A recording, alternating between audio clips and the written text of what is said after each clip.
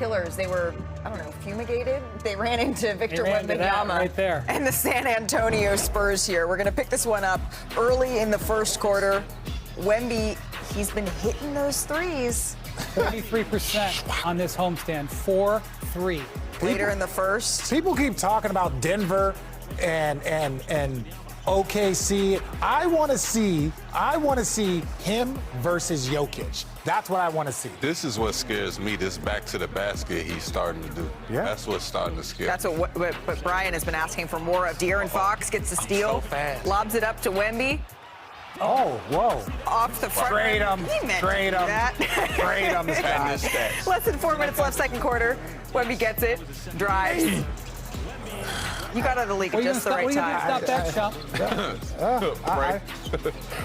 Wemby. Look at this. Nice little fadeaway over Conka nipple.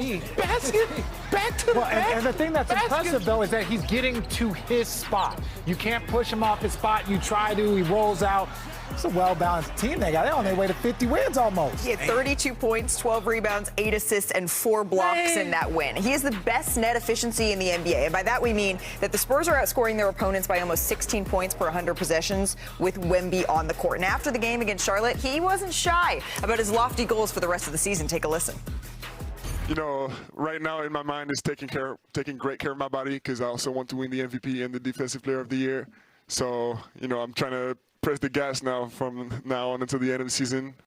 It's the earnest smile for me. Yeah. He says it just like, yeah, this is what's going to happen. Even though, yeah, only 3 players in NBA history have won MVP and Defensive Player of the Year. Giannis, Hakeem, and MJ. Yes, what sir. do you think? He's going to join this company? How does he do it? I think that the mindset is there. I think that I can only imagine that he will. As we watch him, we continue to watch him. He continues to evolve and show us signs of doing everything out there. Defensive Player of the Year, I know everybody's got their sights on that because he's so accustomed to getting blocks, being in passing lanes and changing shots. But when you start talking about a complete player, playing back to the basket, getting up and down, shooting the three like he's been shooting it, this guy has all the tools to be an MVP. I also love the fake smile to let everybody know I'm coming, don't be surprised. Oh, 100%. And when you look at Wemby, it's just like, don't ever change. Wemby, this energy, when they don't ever change. Yes. Oh, I want to win the MVP. And nobody's over here being like, wow, oh, this guy's a little. Please be they're more like, humble. Yeah, they're like, yes, please, because we believe in you that way. You are an alien. So we love to see a person with ungodly talent also have the motivation and the want to be great and not be afraid to say it. Now, the one thing people were saying, is this an individual? Is this an individual award? He's focused on that. If he plays at this level, the team stuff follows. And he knows that. And he knows that. And he says that. So I don't have an issue with him like, well, you know, I want to win a championship. It's like, no, I want to win MVP and Defensive Player of the Year. If I can have a regular season like that, then we move on to winning a championship. If he plays 65 games, he's winning Defensive Player of the Year. Facts. There's a chance it could be unanimous. You know, you can't get 100 people to agree on the day of the week, but there's a chance it would be unanimous. If the Spurs pass the Thunder for the #1 seed, which I don't think is going to happen, his case for MVP strengthens. I still think this is SGA's award. He's been amazing this year, but he's going to win the MVP. I don't know if it's going to be this year, but he's going to win the MVP. And he wasn't saying that as an if. He was saying that as a certainty. An eventuality. And that's the way he has spoken for years now. Well, and this is the thing. The Defensive Player of the Year and the amount of defense the MVP is not just an offensive award. It's the best player. The MVP is the best player on one of the best I teams. want to apologize. What? I said he was shooting 43% on threes. 47. I want to take that back, and I You're allowed. I'm sorry to interrupt you, Rich. No, that's I had to correct ungodly. the record. That's 100% ungodly. And we're talking about someone who is 7'5". But your level of defense should count towards how good of your MVP odds. Without a doubt. So it should count towards that. So when you look at Giannis, he was the most dominant defensive player. He was putting up ungodly offensive numbers. He is one of the few players that you could see do that, a Defensive Player of the Year, MVP, multiple times in his career. I love it because he is now giving us the Kobe mentality of I want it all. and it's in your face, it's up close and personal, but it's a smile and I love the game of basketball. Absolutely. But he's definitely coming to cut throats. He is coming to step on people that aren't tall enough. He doesn't think he's an alien. He thinks we're aliens for being short. Y'all got to deal with this. I don't. I was going to say, he's looking no one in the eye when he says all of these things. Yeah. Everything he said. I'm weird. Right, you guys are weird. Yeah, It's only it's out in Cleveland yesterday. First quarter, flag, catches it, Two-door. Oh. still finishes it, plus the foul. Jumping ahead here to the second, Mavs, they force the turnover here. And then flag, watch him getting out in transition. I got hot. He's not. This is what I'm saying. He is literally B- at everything, and that's a compliment. Not many rookies, not many kids his age have every single thing in their toolbox. Sounds like an A to me. Why? Yeah, I don't know where this B- come from. No, the B- I'm is so glad you're not the team. Flag No, but I'm saying drives B- to the paint, is like. floats it in. Can he handle? Can he play point?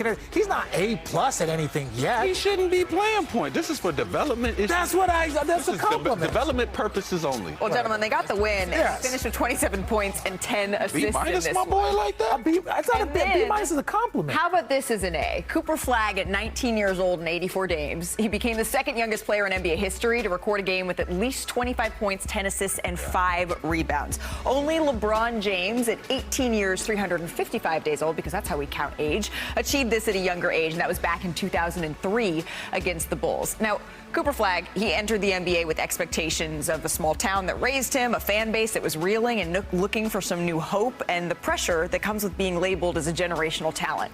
That is a lot to put on a teenager. And yet, here comes Cooper. He's the first 18-year-old with a 40-point game, the most points in a game by a teenager in NBA history, and the second youngest player to ever reach 1,000 points. So, does all of that amount to Rookie of the Year?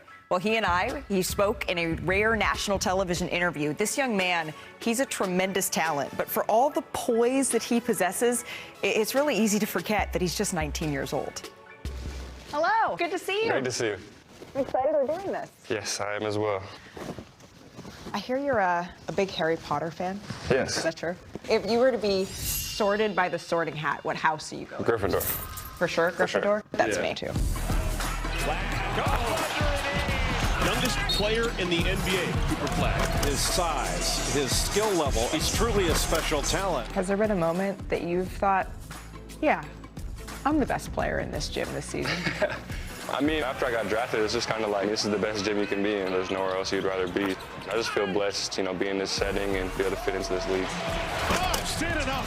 There's been a couple of people that you have developed relationships with in your rookie season, and one of them is your head coach, Jason Kidd, and he decided very early on to put the ball in your hands. What was the biggest area of growth that came with that? I just learned a ton about the game. I'd never been in a situation like that, to be handling the ball, bringing it up every single time, and I learned how tiring it can be, and I gained a lot of respect for point guards, because those first couple games are probably the most tired I've ever been on a basketball court. Really? Yeah, just getting picked up 94 feet, but getting turned side to side, trying to handle the pressure and get everybody organized at the same time, it was exhausting.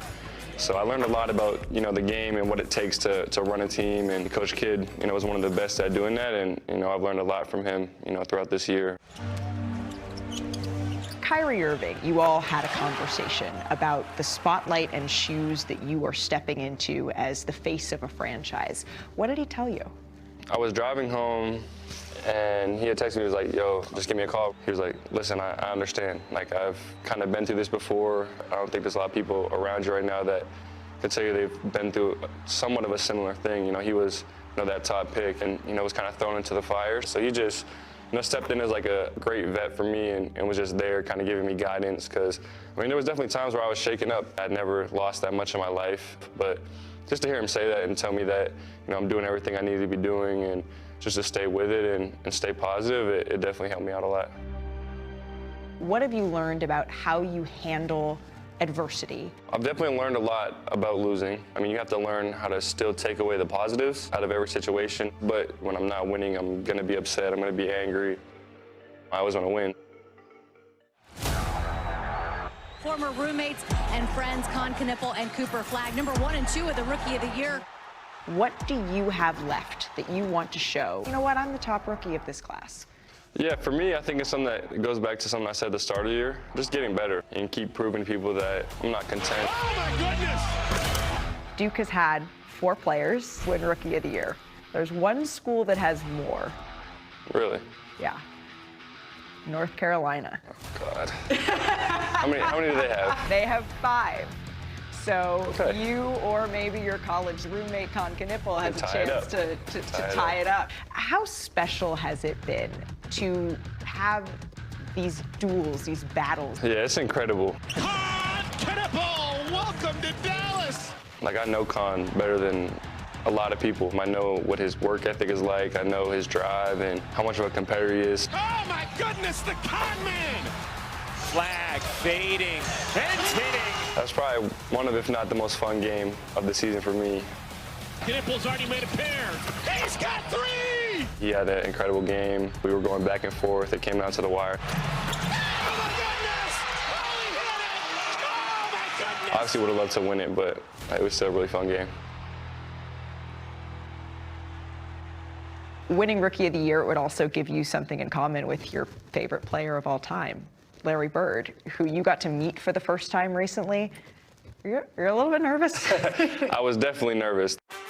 I would say I haven't been shell-shocked a lot in my life. And you had to tease him in the commercial. Were you like, are you sure you're okay with Yeah, it? they kept telling me different lines, and I was like, I don't want to disrespect him. What did he tell you off camera? I was talking to him about like the differences in the league now between the league back then, but a lot of the messages that he displayed can be seen through his play, like never giving up, being that ultimate competitor, playing hard on every single possession, and those were kind of the biggest things that he said. As long as you have those couple things of competing and playing hard, that you'll be all right. Really appreciated Cooper's time there. Now, Con Knipple, he is the DraftKings Sportsbook odds-on favorite to win Rookie of the Year this season. Cooper Flagg is second, and then you see VJ Edgecombe coming in at third here. Knipple, Flagg, they would be the second set of college teammates to finish 1 and 2 in the Rookie of the Year voting after UConn's Emeka Okafor and Ben Gordon in 2005. So you guys heard I posed this question to Cooper, so now I ask you, Richard, what can he do to finish as the top Rookie of the Year? You were talking about a B- compliment. Yeah. Plus, Okay, look, if I'm here to be the person to teach you guys basketball, I will. I have no problem with that. Welcome, Shump. No, what I'm saying is I think he's just a great all-around player. And just like Wemby, he was a great all-around player, but then his game kept elevating. I believe him to be of a similar player. So when I look at Cooper Flagg, it's just continue to grow your game, continue to dominate, continue to elevate in every area. He is one of the most versatile players that we have seen, and I just want to continue to see that grow. The wins helping a lot. No, I just want to talk to this B- notion.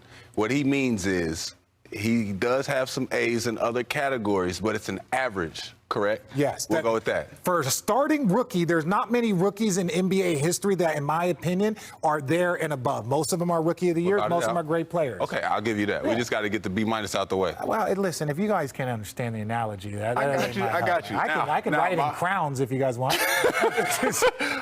my only other thing to say on this whole idea behind who you give it to, because I get that they have similar numbers, and then you have to say that Con Man is in a different position where they're in a win now, and that's going to look a lot better. But all I'm going to say is, come on now, when a race is like this, we've seen this similarly before, and all I'm saying is let's be consistent when we start talking about it, because we gave it to Bron. No, wait. He broke the rookie record for three-point shots. He owns an NBA record. I'm not saying that the first to score this and that. Yeah. I'm saying more of over the course of a season is impressive. I went back and looked it up. It was actually closer than I remembered between Melo and LeBron. It was like the votes were like 57-40. Back then there was more than 100. It was closer than I thought. And they made the playoffs. Hey, listen. Cooper, offense, defense, size, skill, speed, B- handle the ball, defend multiple positions, checks every box. Every time. I mean, this is one of those races that's going to come down to the wire, and Cooper Flagg is someone who knows it, right? He knows that he had to sit out with injury. That sort of opened the door in all of this. I'm just going from what happens in the past. Don't let that cool, calm demeanor. Bro, that was 25 years ago. And Iman Shumpert is not letting it go. All right, let's get to WNBA today. Friends,